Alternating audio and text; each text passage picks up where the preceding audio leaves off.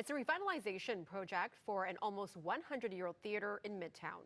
The historic Regent Theatre is set to undergo an overhaul that will see the space expanded. But some residents say the neighborhood won't be able to handle an expansion to the degree that is being proposed.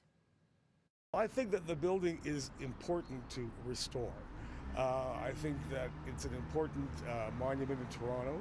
David Hirsch has been living near the theater for over 30 years. He, along with a couple hundred local residents, are part of the Mount Pleasant Village Revival Residents Association.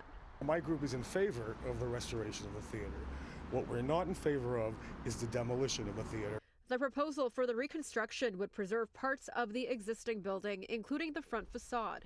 But plans also state that the theater would be expanded into an arts center, adding a 3-story rear addition. They are proposing to have some 600 seats in the theater.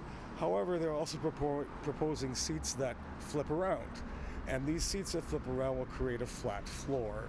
So we're quite concerned about the uses of what is being proposed, in addition to the commercialization of a residential street.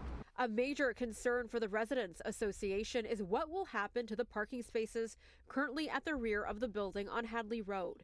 The proposal states that its existing parking lot would be removed and not replaced to make room for a delivery area and loading dock on Hadley.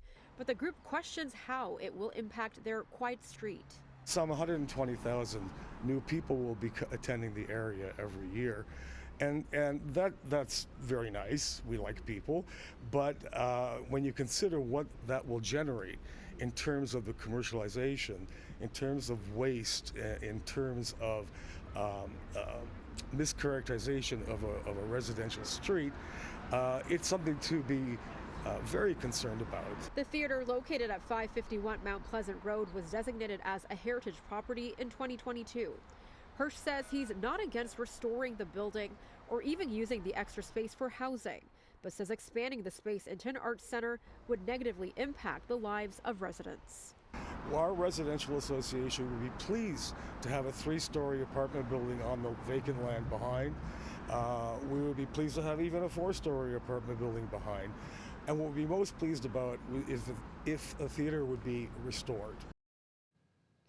Now, we did reach out to Terra Bruce Productions, the owner of the building, but didn't hear back by deadline.